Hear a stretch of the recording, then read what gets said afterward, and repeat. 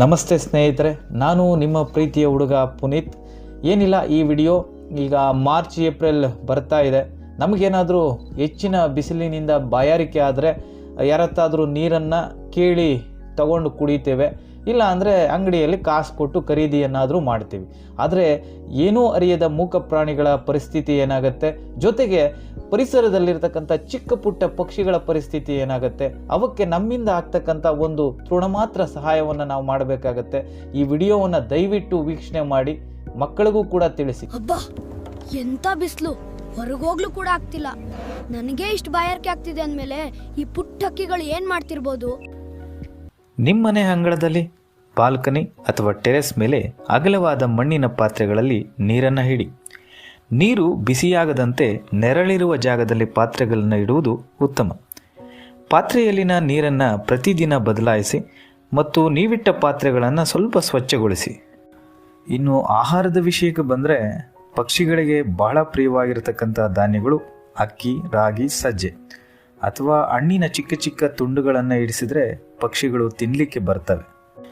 ಒಂದು ಗಮನದಲ್ಲಿರಲಿ ಸ್ನೇಹಿತರೆ, ಅಕ್ಕಿಗಳಿಗೆ ಆಹಾರವನ್ನು ಕೊಡುವಾಗ ಉಪ್ಪು ಮತ್ತು ಎಣ್ಣೆಯ ಅಂಶವಿರುವ ಪದಾರ್ಥಗಳನ್ನು ದಯವಿಟ್ಟು ದೂರ ಇರಿಸಿ. ಯಾಕೆ ಅಂದರೆ ಪಕ್ಷಿಗಳಿಗೆ ಅದರಿಂದ ಅನಾರೋಗ್ಯ ಆಗ್ಬೋದು. ಇನ್ನು ಬೇಸಿಗೆಯ ಸಮಯದಲ್ಲಿ ನಿಮ್ಮ ಮನೆಯ ಸುತ್ತಮುತ್ತ ಸಣ್ಣ ಸಣ್ಣ ಗಿಡಗಳನ್ನು ಕುಂಡಗಳಲ್ಲಿ ಬೆಳೆಸಿದರೆ ಇದು ಪಕ್ಷಿಗಳಿಗೆ ವಿಶ್ರಾಂತಿ ಮತ್ತು ನೆರಳನ್ನು ನೀಡುತ್ತೆ. ಇನ್ನೂ ಇದಕ್ಕೂ ಒಂದು ಹೆಜ್ಜೆ ಮುಂದೆ ಹೋಗಿ ಬೇಸಿಗೆಯಲ್ಲಿ ಹಸಿರಾದ ಮರಗಳಿಗೆ ಕೃತಕ ಗೂಡುಗಳನ್ನು ಇರಿಸೋದ್ರಿಂದ ಪಕ್ಷಿಗಳಿಗೆ ಬಹಳಷ್ಟು ಅನುಕೂಲ ಆಗುತ್ತೆ. ಸ್ನೇಹಿತರೆ, ಪಕ್ಷಿಗಳಿಗೆ ಬೇಸಿಗೆಯಲ್ಲಿ ಸ್ನಾನ ಮಾಡೋದು ಅಂದರೆ ಬಹಳ ಇಷ್ಟ. ಆ ದೇಹದ ಉಷ್ಣತೆಯನ್ನು ಕಡಿಮೆ ಮಾಡಿಕೊಳ್ತವೆ. ಆದ್ದರಿಂದ ನೀರಿನ ಪಾತ್ರೆಗಳನ್ನು ಸ್ವಲ್ಪ ಅಗಲವಾಗಿರೋದನ್ನಿಟ್ಟರೆ ಉತ್ತಮ.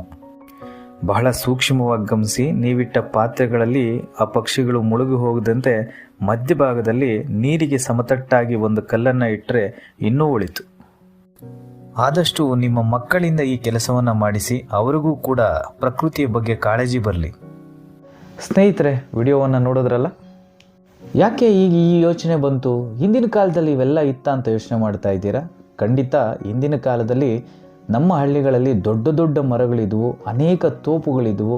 ದೇವಸ್ಥಾನದ ಮುಂದೆ ಇರತಕ್ಕಂತಹ ಪುಷ್ಕರಣಿಗಳಲ್ಲಿ ತುಂಬ ನೀರಿರ್ತಾ ಇತ್ತು. ಜೊತೆಗೆ ನಾವೆಲ್ಲ ಹಳ್ಳಿಗಳಲ್ಲಿ ಭತ್ತ, ರಾಗಿ ಇವನ್ನು ಬೆಳೀತಾ ಇದ್ವಿ. ಆದರೆ ಇಂದಿನ ದಿನಗಳಲ್ಲಿ ಈ ಬೆಳೆ ಬೆಳೀತಕ್ಕಂಥದ್ದು ಕನಿಷ್ಠ ಪ್ರಮಾಣಕ್ಕೆ ಹೋಗಿದೆ. ಜೊತೆಗೆ ಎಲ್ಲೂ ದೇವಸ್ಥಾನಗಳಲ್ಲಿ, ಪುಷ್ಕರಣಿಗಳಲ್ಲಿ ನೀರೇ ಇಲ್ಲ. ಭಾಗಶಃ ಶೇಕಡ ಎಲ್ಲ ಕೆರೆ ಬಾವಿಗಳು ಕೂಡ ಬತ್ತು ಹೋಗಿರ್ತವೆ ಬೇಸಿಗೆಯಲ್ಲಿ.